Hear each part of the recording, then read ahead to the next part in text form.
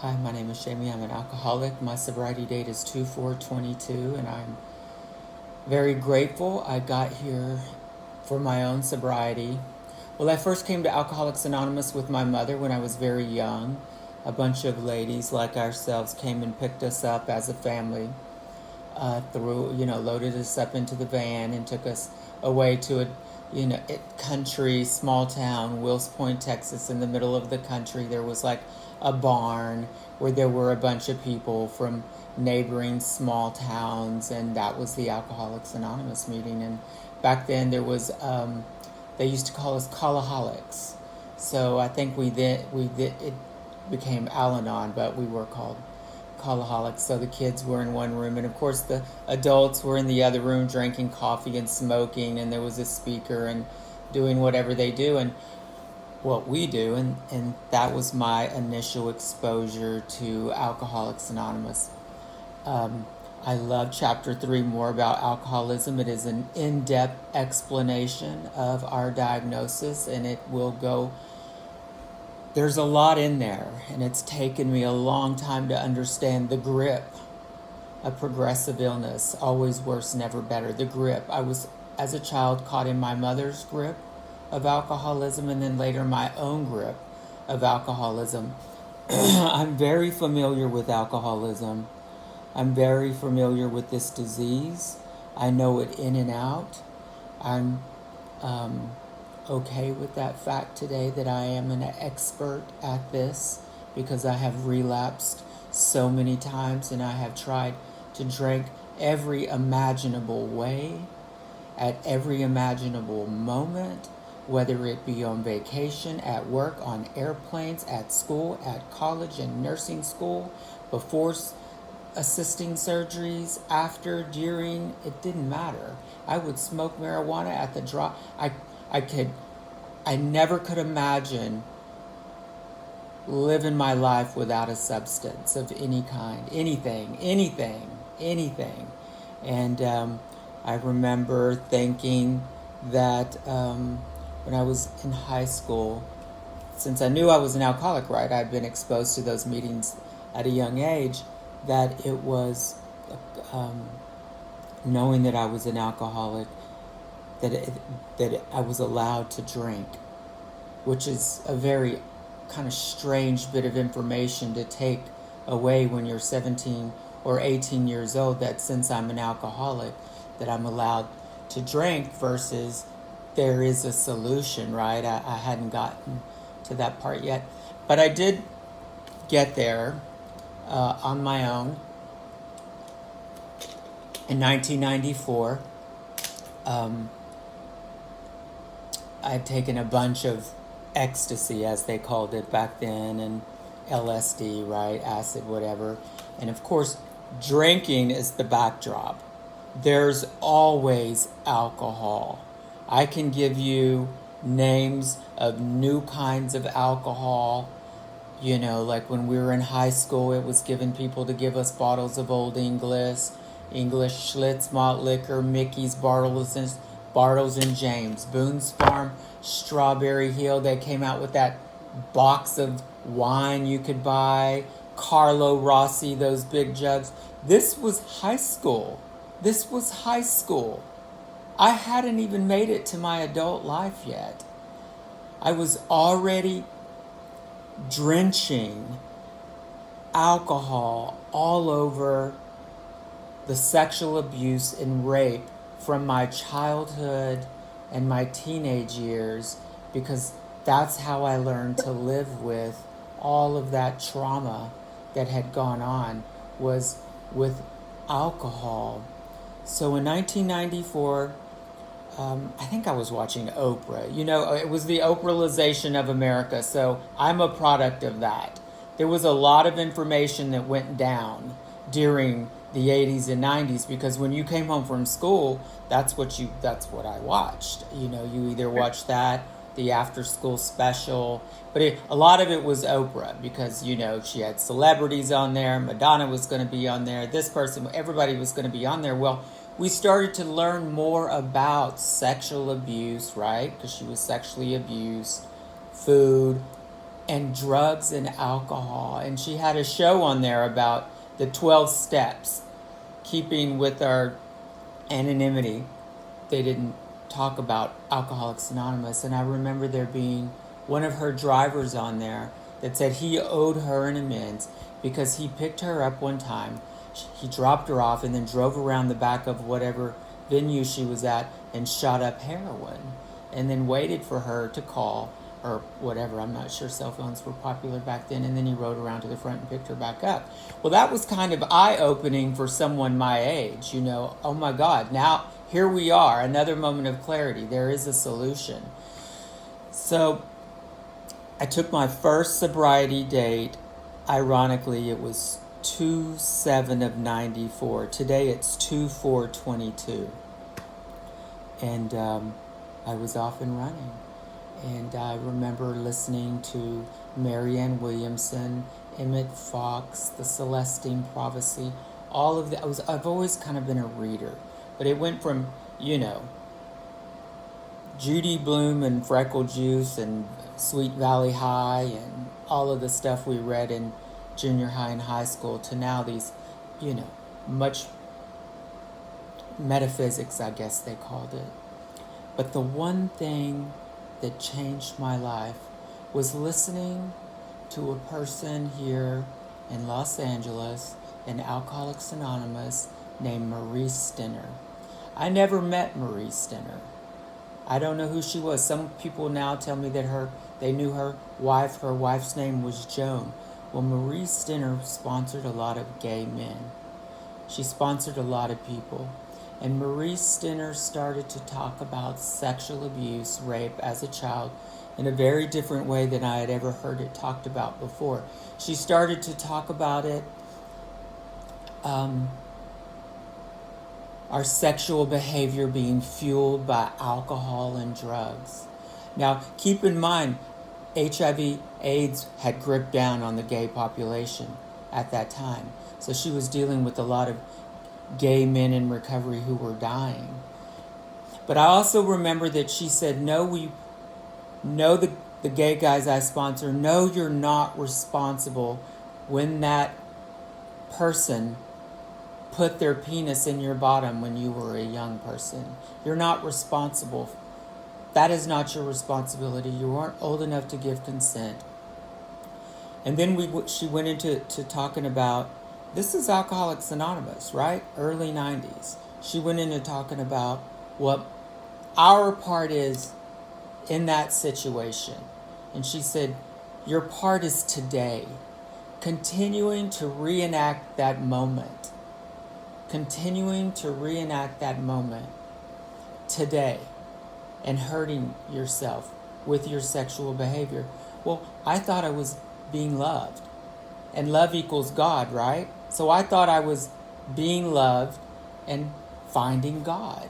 So I would sleep with all these people, but it took years and years and years, decades, for me finally get to the realization that reenacting that past trauma wasn't me getting closer to God, but in fact putting a wedge between me, my fellows, and God, because I would be on all these sex apps, right? All day and all night. I would be doing, AOL Unlimited. I remember when AOL went unlimited. And then it was this app, and then that app to meet all of these people. And I think 5 years ago, when I fully transitioned into becoming a woman, I finally understood that it wasn't safe for me to continue to do that. I grew up very poor. I grew up very, very poor. And today I have 3 homes, right? I have an education. I have money in the bank. I have a big life.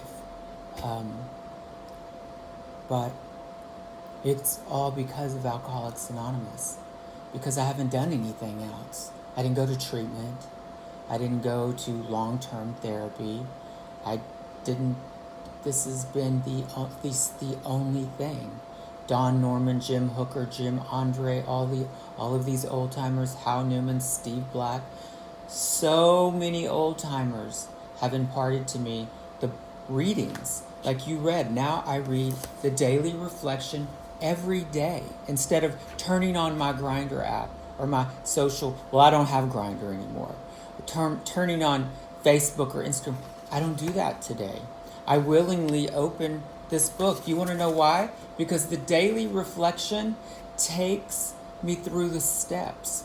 It takes me through the steps. There are 12 steps, there are 12 months. It's all covered here. January the 1st starts by telling us that we're a miracle. Today is pause when we're agitated. Pause when I'm agitated to allow that cool breeze to circulate over my body when I respond in a heated manner. Don Norman used to say, when you're popping off, what's going through your body? What are you thinking? How do you feel? Well, usually it's, I want to go get loaded. I want to have a drink. I want to go get high. I want anything to take the edge off. But now I just, like you were doing in the beginning of this meeting, taking a deep breath. God, please help me. God, help me through this day, through this moment, and what's going on in my body. And now I can say, you know what? You're probably right. Oh, okay. You're probably right. Oh, sure. Can I get back with you? Can I get back with you? Instead of, as Don would say, no, Jamie, you cannot give yourself permission to motherfuck them into the dirt anymore. No. You want to know why I can't? Because I'm going to go get loaded. I will get high. I may not get high today. I may not get high tomorrow. But it tells us in the literature, what does it tell us? That justified anger is a dubious luxury of the normal person. I'm butchering it, of course. But I can't walk around during the day looking for excuses to pounce on people. I used to practice these little, I'm going to get that motherfucker. I'm going to get him. All of that. No, I can't do that anymore. I can't do that. I'm 52 years old. I have physical reactions to getting upset. But today I can have physical reactions to Alcoholics Anonymous because I am empowered and overwhelmed.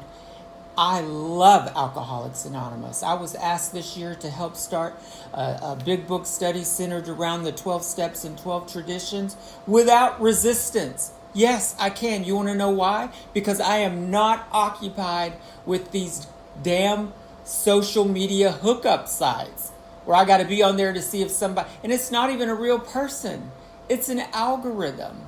It is an algorithm that is designed to get me back on drugs, sex trafficking, all of this stuff, all of it. That's my type of alcoholic. Has to be highly socialized into these AA environments all the time. You want to know why? Because I was physically abused, sexually abused, hardwired to do awful things to myself. And then, in addition to that, I have the disease of alcoholism. It affects the way I think about the world. And when I have a drink, then a lot of other things start going on. And it is only through constant reminder of reading more about alcoholism. That is so important to me to hear that.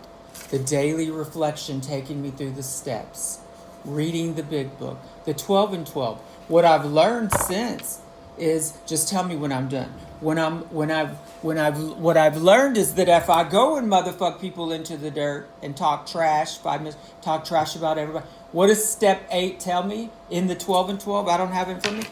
I don't have the book in front of me, but it tells me it creates violent twists in my personality when I do that to other people. What does that mean to me? That when I think I'm cute and I'm skipping along, something's going to come along and jack me right between my eyes and knock me off my feet. That's what that means. That's exactly. So I think I'm going over there to do this to you, but I'm not doing that to you. I'm actually hurting myself. So instead of walking around with that chip on my shoulder, I walk around, look, where can I be of service? Oh, is someone calling? Who's calling? Someone from the... Hello? Yes, this is Jamie. I take phone calls. I don't care if it's a spam call. They may need to talk to me about something. I'll take a spam call. If it's a spam call, oh, I don't need that right now. Thank you very much. I take phone calls all the time. I take text messages. I call people back, and I put myself in the middle of it. I just continuously throw myself into the middle of the program. Throw myself on panels. Oh, we need to go see somebody in jail. Yeah, let's go see somebody in jail. I don't mind there. I didn't go to prison, but you want to go? Let's go. My mama had to go to prison. Alcoholics Anonymous. I was in AA less than 6 months. There were a bunch of women. I told them my mother was in jail. She was in there for 2 years because she got all these DUIs. Those women in Texas loaded up a van and we all went to jail to see my mother. I didn't know any of those women. None of them. That's how my life has been in Alcoholics Anonymous. I've learned how to balance a checkbook. I've learned how to make financial amends. I've learned how to pay bills. I've learned how to invest money. Now, this is just the extra stuff. I've learned how to go to work every day. I've learned how to be a nurse, the best nurse I could be. I've got a pension. I paid into it. I didn't learn that at home, y'all. I didn't learn any of that. I didn't go off to college to get a degree in finance. I've learned every single bit of it in these rooms. There's been nothing else for me. There's been nowhere else to go. I've been gay. It hadn't always been popular to be gay. Then I was transgender. I couldn't have become the person I am today anywhere else. I was working in a corporate environment. One day I showed up with double D titties. Now, you know those doctors were squirming, then came back and was telling them about my vagina, that I have 5G spots. That if it weren't for Alcoholics Anonymous, I wouldn't be able to have those conversations freely, with confidence, and share my own experience, and be grateful for it. Thank you for my life. Thank you for letting me share.